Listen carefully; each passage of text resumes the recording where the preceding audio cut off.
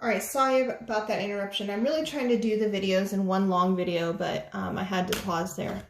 Okay, so hopefully this is what you have. And then the last one would be 10 to the log x equals, now remember that we said that exponential functions and logs are inverses, so those are actually going to cancel out and you just get an x. And so over here it says you can also write the equation, right, y equals log x as y equals log base 10 of x in the equation. Y equals log x, 10 is the base. It's understood to be the base if it's not written. Just as exponential functions can have bases other than 10, log functions can also be expressed with bases other than 10. So again, just like I said on the previous page, the base is 10 if it's not written. It's kind of like when you have a square root, you're like square root 4. We know the index is 2, we just don't write it. Okay. All right, so next, we're writing this as a log function, and they haven't really talked about the definition of a log yet, but I did over here say that, right, the reason that you write this like 10 to the second power equals 100, you can write that as 10 squared equals 100. So we're really just using this rule that I already introduced. So let's go ahead and take a look at how that's going to look right here. All right, so this would be log, remember our base is 10, log of the the answer, which is 10, equals 1. So what they're saying is if you take 10 and you raise it to the first power, 10 to the first power, you get 10, which is true. All right, we're going to practice that again. So this time, so log, what goes here is again our solution, which is 100 right here, equals 2. Again, if I take my base of 10, 10 to the second power equals 100. That is true. And then we do this again for log this of 1000 equals 3. So meaning if I take 10 and I raise it to the third power, I will get 1000. And then finally, log 10 to the x power is equal to, so again, logs and base 10s are inverses of one another. So we're thinking 10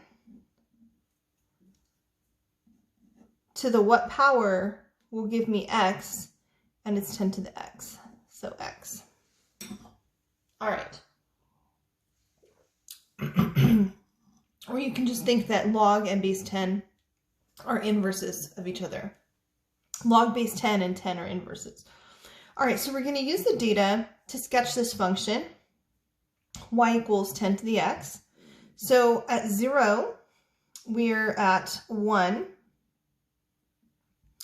And at 1, we have 10. So 1 comma 10. Actually, I think I will count by tens, right? So I'm going to redo this. This will be down here. And so we have 0 comma 1, 1 comma 10, this will be 10, and then 2 comma 100, so 2 comma 1, 2, 3, 4, 5, 6, 7, 8, 9, 10. And so what we see is that this is going to grow very quickly, and that's why I had to change my scale for my y values. So instead of counting by ones, I was counting by tens, so 10, 20, 30, and so on. And then I counted by ones here, 1, 2, 3, so on. Okay, and then we're going to sketch this function. So when x is 1, we're going to end up getting the inverse function doing something like this. So then it says to use our graphing calculator.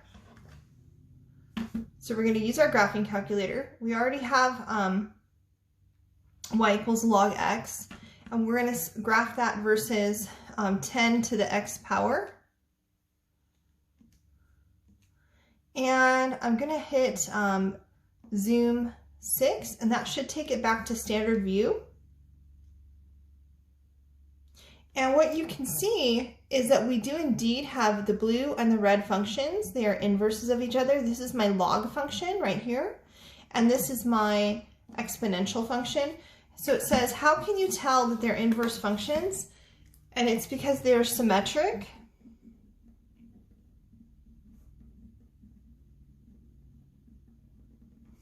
About the line y equals x. Okay. All right, let's go ahead and move on to the next one. It says write each log function, write a log function for each exponential statement. So I'm going to go back to here the definition. So every time log of base of whatever your base is, I'm going to call it base B. They didn't write it, right? They're using a base of 10. But I'm going to give it, because on the previous page it said that the base can be any base, I'm going to give it a different base. So I'm going to give it a base B of y is equal to x. And I'm going to show you the shortcut that I use. It's called, I call it the hook method. So the hook method is that I'm going to take B, raise it to the x power, and that's going to give me equals y. Every time. This is how we're going to change from a log, from an exponential into a log, and vice versa. All right, so I actually find it's easier to start with number 7, right? Going this direction. So we're going to go from a log into an exponential. So the base here, we don't write it, but it's 10. All right, and the base here is again 10. And so we're going to take this definition that I said, we're going to take the B, the base, raise it to this over here, this power.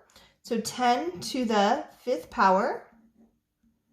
And then it equals, it's going to equal that value, 100,000. You can see it's easier to verify this direction. 10 to the 5th equals 10 equals 100,000. 10 to the 5th, it is 100,000. So you can see it's easier to verify going this direction first. All right, so we're going to do this one as well. 10 to the negative 2, 10 to the negative 2 equals, and then it's supposed to equal this value, 1 over 100. So let's check it. 10 to the negative 2 equals 0.01, and 1 divided by 100 is 0.01. So you can see that they are indeed equivalent. Okay, so it says to to write these as a exponent, or from an exponential into a log function. So I know I'm going to have log something equals, right? And my base for both of these is a base 10. So log something equals. I'm going to put my base on here, 10. You don't have to write the base, but I'm going to write it because I find it's a little easier. So 10 to the something power equals this value. So it's 10 to the 4th power equals this value, 10,000. I'm sorry, that got a little sloppy. I ran out of room. So let me rewrite it up here. So that's log base 10, 10,000 equals 4. Now, I find it's easier to check it back. If you think 10 to the 4th, yes, 10 to the 4th equals this. Yes, it does. All right, the same idea here. 10 to some power, the negative 1, so the power goes here, is equal to 1 over 10. And so you can say, oh, I'm sorry, this should have been my negative 1, my exponent, right? And this should be 1 over 10. So I'm going to rewrite that again. 10 to the negative 1, so log 10 to the negative 1 is equal to this value, 1 over 10.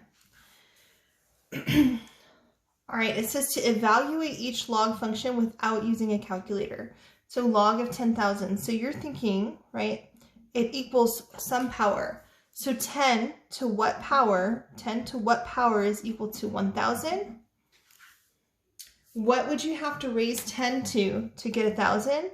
So 10 to the what power is equal to, I'm going to rewrite 1,000 as a base 10. It would be 10 times 10 times 10, 10 to the third power. And so x must be 3. So the value here is 3. Now you can verify that using your calculator. Log 3. Or sorry, log, I meant 10,000 or 1,000. And you do get 3. So log 1,000 is 3. All right, same idea here. Remember our base is 10, and we're saying it's equal to something. We don't know. So 10 to what power is equal to 1 over 10,000? And so if I were to rewrite this as a base of 10, I would have 10 to the x power is equal to 10 to some power. Now what power? It must be a negative because I end up with 10,000 in the denominator. And so I'm thinking, how many times am I multiplying 10 by itself to get 10,000? And it would be, I believe, -4. And so x is equal to -4. And we can verify that. So we say log.